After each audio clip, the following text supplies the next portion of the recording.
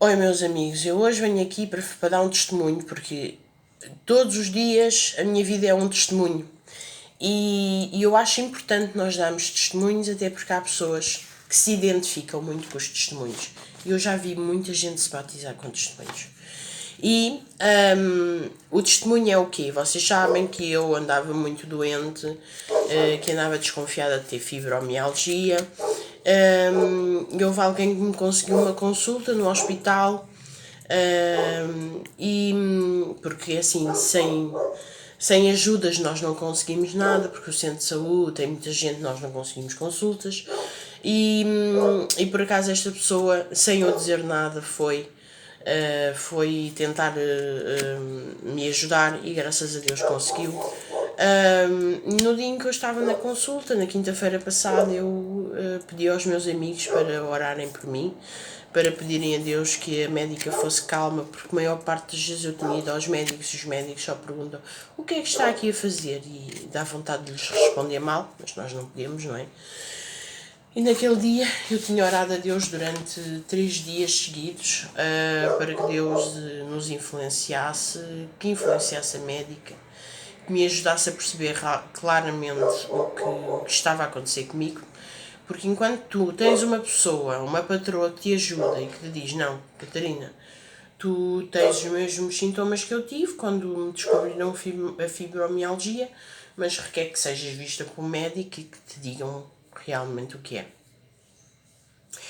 E eu já andava nisto há muito tempo, não é?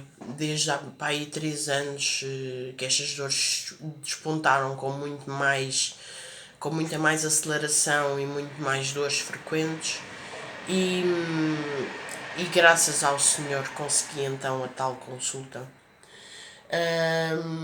E fui à consulta, não esperei muito tempo e a médica chama-me. Quando eu entrei dentro do consultório, eu não consigo ver anjos, não é? Já vi muitos, mas o que eu ia dizer, não consigo ver os anjos, mas para mim pareceu-me que estava a sala repleta deles. Eu naquele exato momento senti que Deus estava no comando. E ao entrar, a médica, muito querida, muito simpática, como eu nunca tinha recebido um médico assim. E quando vi a simpatia dela, eu disse: Deus está aqui. E disse: Doutora, bom dia. Sente-se aqui. Não? Então, Catarina, como é que está? Quer-me contar o que se passa? E só pela forma como ela teve de não dizer o que é que está aqui a fazer e dizer o que é que se passa, vamos falar o que é, vai-me contar o que é que se passa, eu vi claramente que Deus estava no meio. Acalmei, porque é assim, por vezes nós confiamos, só que estamos tão excitados que por vezes as outras pessoas que estão ao nosso redor pensam que nós não confiamos. Mas eu estava claramente que Deus me ia ajudar, até porque quem me tinha ajudado tinha sido o pai do meu filho. Ele tinha-me visto um dia muito doente, uma coisa do outro mundo como ele nunca tinha visto, e através disso foi assim que ele me tentou ajudar. E com a graça de Deus correu bem, Deus estava no comando, Deus sabia que eu precisava do ok para o diagnóstico, para andar mais calma, para conseguir trabalhar melhor, para conseguir lidar com as minhas situações melhor, para ter a garantia dos medicamentos, que era uma coisa que eu não estava a ter, que tinha que estar sempre a pedir a esta patroa ou outra pessoa que me passasse, e era sempre um stress, e eu não gosto muito disso. E então foi uma coisa muito gira. A médica chegou-se ao pé de mim, falou comigo, disse-me: Catarina, todos os sintomas que você tem é da fibromialgia. Veio perto de mim, viu os meus braços, viu a minha coluna, tocou nos pontos exatos. E eu disse: doutora, eu tenho sempre dores nesses pontos. Então prontos, Catarina, não há mais nada a dizer. Nem precisamos de fazer mais nada. Depois disse-me uma coisa muito importante, porque há sempre pessoas aqui que possam ter o mesmo problema de saúde e possam não estar associado ou diagnosticado, e é sempre bom dizer o que ela disse. Ela disse uma coisa muito importante que me deixou alerta. Ela diz que a fibromialgia normalmente está adormecida e que só ao fim de uma situação muito difícil, como um divórcio, como um luto de uma pessoa ou como uma situação de grande stress, é que ele desponta e acorda. Exatamente foi o que me aconteceu a mim há 3 anos que eu ando com estas dores tremendas.